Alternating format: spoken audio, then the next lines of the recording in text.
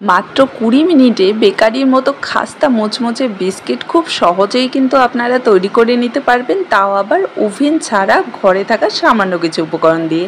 একটা চায়ের কাপ আর চামচ দিয়ে সব উপকরণ মেপেই কিন্তু খুব সহজেই এই বিস্কিটগুলো তৈরি হয়ে যাবে। এই বিস্কিটগুলো বাইরে থেকে যতটা খাস্তা হবে, ভেতর থেকে হবে ততটাই নরম, মুখে দিলেই কিন্তু মিলিয়ে যাবে। বিকেলে চায়ের সাথে যদি এরকম খাস্তা মোচমোচে বিস্কিট থাকে তাহলে তো দারুণ জমে যাবে। আর বাচ্চাদের টিফিনেও কিন্তু আপনারা এই বিস্কিটগুলো দিতে পারবেন। আর এই বিস্কিটগুলো দেখতে যতটা সুন্দর, খেতে কিন্তু তার থেকে অনেক বেশি স্বাদের। তো হ্যালো এভরিওয়ান, কেমন আছেন আপনারা সবাই? আশা করি আপনারা সবাই ভালো আছেন and welcome to my channel. তো আজকের এই রেসিপিটা যদি আপনাদের ভালো লেগে থাকে অবশ্যই লাইক আর শেয়ার করবেন। আর আমার চ্যানেলে নতুন এসে থাকলে চ্যানেলটাকে সাবস্ক্রাইব করে পাশের বেল আইকনটি প্রেস করে দেবেন। তাহলে চলুন শুরু করি আজকের রেসিপি। প্রথমেই এখানে আমি একটা মিক্সার জার নিয়ে নিয়েছি আর এর মধ্যে আমি দিয়ে দেব 4 টেবিল চামচ চিনি। মিষ্টিটা আপনারা আপনাদের স্বাদ মতো কম বেশি করে নিতে পারবেন। তো এখানে আমি বড় চামচে মেপে 4 চামচ চিনি নিয়েছি আর তার সাথে দিয়ে দিচ্ছি 2টো এলাচ। এলাচটা দেওয়াতে কিন্তু বিস্কিটের টেস্টটা আর গন্ধটা খুব সুন্দর আসবে। এখন এই চিনিগুলোকে ভালো করে গ্রাইন্ড করে একদম পাউডার তৈরি করে নিতে হবে। আর এই যে দেখুন, খুব কম সময়ে কিন্তু এই পাউডারটা তৈরি হয়ে যায় আর একদম ফাইন পাউডার কিন্তু রেডি হয়ে গেছে চিনি। তো এখন এটাকে একটা মিক্সিং বোলে আমি ঢেলে নেব পুরোটাই। তো এখানে পুরো চিনির গুঁড়োটা কিন্তু আমি নিয়ে নিচ্ছি, একটুও বাদ দেব না, পুরো চিনিটাই নিয়ে নেব। তো আর এখন আমরা এর মধ্যে অ্যাড করে দেব বাটার। তো এখানে আমি একটা কাপে মেপে হাফ কাপ বাটার নিয়েছি। আর বাটারটা কিন্তু হালকা সফট বাটার, যেমন ফ্রিজে থাকলে একদম শক্ত হয়ে থাকে। তো এটাকে কিছুক্ষণের জন্য বের করে রেখে দিয়েছিলাম, হালকা সফট হয়ে গেছে। ঠিক আছে, একদম গলানো বাটার কিন্তু নেওয়া যাবে না, এরকম হালকা সফট বাটার নিতে হবে। আপনারা চাইলে কিন্তু বাটারের জায়গায় হাফ কাপ ঘিও ব্যবহার করতে পারেন। অবশ্যই ঘিটা এরকম সফট হতে হবে, একদম গলানো ঘি কিন্তু চলবে না। ঠিক আছে, তো এখন এটাকে ভালো করে আমাদের চিনি আর বাটারটাকে মিক্স করে নিতে হবে 3 থেকে 4 মিনিট কন্টিনিউ এমন হ্যান্ড উইক্স দিয়ে ভালো করে মিশিয়ে নিতে হবে। আর যখন দেখবেন যে এরকম কালারটা অনেকটাই হালকা হয়ে গেছে, সাদা সাদা হয়ে আসছে, তখন বুঝবেন যে ভালো করে এটাকে ফ্যাটানো হয়ে গেছে, মিক্স করা হয়ে গেছে। আর এরকম একটা সফট ক্রিমি কিন্তু মিক্সচার রেডি হয়ে যাবে। তো এটার মধ্যে এখন আমরা বাকি উপকরণগুলো অ্যাড করে দেব। 3 থেকে 4 মিনিট ভালো করে মিশিয়ে নিলেই, এভাবে ফেটিয়ে নিলেই রেডি হয়ে যাবে। এর থেকে বেশি কিন্তু মিক্স করার বা ফ্যাটানোর দরকার নেই। ঠিক আছে, তো এখন এই মিক্সিং বোলটার উপরে আমি একটা ছাঁকনি বসিয়ে দিচ্ছি আর এর মধ্যে শুকনো উপকরণগুলো নিয়ে নেব। আর প্রথমে আমি দিয়ে দিচ্ছি 1 কাপ ময়দা। যে কাপে মেপে আমি আর কি বাটারটা নিয়েছিলাম সেই কাপে মেপেই কিন্তু 1 কাপ ময়দা নিয়েছি। আর তার সাথে আমি দিয়ে দিচ্ছি 2 চামচ সুজি। সুজিটা দেওয়াতে বিস্কিটগুলো কিন্তু আরও বেশি খাস্তা হবে।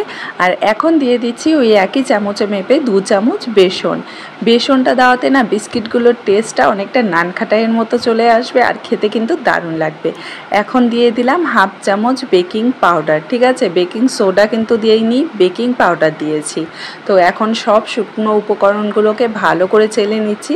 আর হ্যাঁ, আমি এখানে লবণ অ্যাড করিনি, কারণ বাটারটার মধ্যে অলরেডি লবণ ছিল। তো আপনারা যদি ঘি অ্যাড করেন বা আনসল্টেড বাটার অ্যাড করেন তাহলে অবশ্যই কিন্তু সামান্য একটু লবণ অ্যাড করে দেবেন, এতে করে না মিষ্টিটা ঠিকঠাকভাবে ব্যালেন্স হয়। তো এখন একটা চামচ দিয়ে ভালো করে মিশিয়ে নিচ্ছি।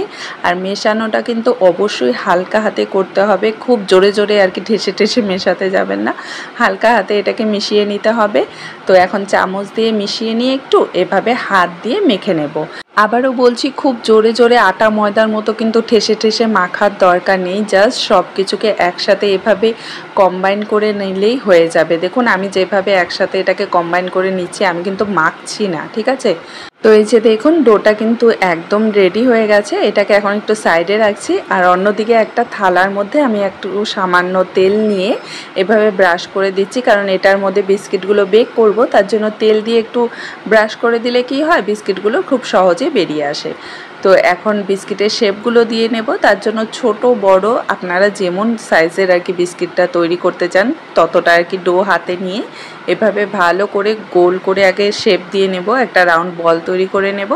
তারপর আমি এভাবে হাত দিয়ে প্রেস করে একটু লম্বা করে আর কি বিস্কিটগুলো আমি তৈরি করছি। দেখুন ওই একই রকম গোল চারকোনা আর কি বিস্কিট খেতে খেতে আর ভালো লাগে না, তো ওই জন্য আজকে একটু অন্যরকম শেপের বিস্কিটগুলো তৈরি করে নিচ্ছি। আপনারা আপনাদের পছন্দ মতন যেমন খুশি শেপের বিস্কিটগুলো বানিয়ে নিতে পারবেন। ঠিক আছে, আর আমার চ্যানেলে কিন্তু আরও অনেক নতুন ধরনের বিস্কিটের রেসিপি আছে, আপনারা চাইলে দেখে নিতে পারেন। আশা করছি আর কি রেসিপিগুলো আপনাদের ভালো লাগবে। একদম সহজভাবে আমি সব রেসিপি শেয়ার করি আপনাদের সাথে, যাতে যে কেউ আপনারা খুব সহজেই আর কি রেসিপিগুলো বানিয়ে নিতে পারেন। তো এই যে দেখুন, এভাবে সবগুলো বিস্কিট কিন্তু আমি তৈরি করে নিয়েছি। আর বিস্কিটগুলোকে অবশ্যই একটু ফাঁকা ফাঁকা করে রাখবেন, একটার সাথে আরেকটা আর কি লাগিয়ে রাখা যাবে না, কারণ এগুলো একটু ফুলবে বেক হওয়ার পর। তো এখন এর ওপরে আমি সামান্য একটু আমন্ড কুচি এভাবে লাগিয়ে দিচ্ছি, যাতে বিস্কিটগুলো দেখতেও সুন্দর লাগে আর বেক হওয়ার পর কিন্তু এগুলো খেতেও ভালো লাগবে। এই বিস্কিটগুলো বানানো কিন্তু খুবই সহজ, শুধুমাত্র মাপটা ঠিকঠাক রাখবেন, তাহলেই কিন্তু খুব সহজেই আপনারাও তৈরি করে নিতে পারবেন। তো চলুন এখন এগুলোকে বেক করে নেব। তার জন্য এখানে একটা কড়াই আমি আগে থেকে ঢাকা দিয়ে গরম করে নিয়েছিলাম লো ফ্লেমে 10 মিনিটের জন্য, ঠিক আছে।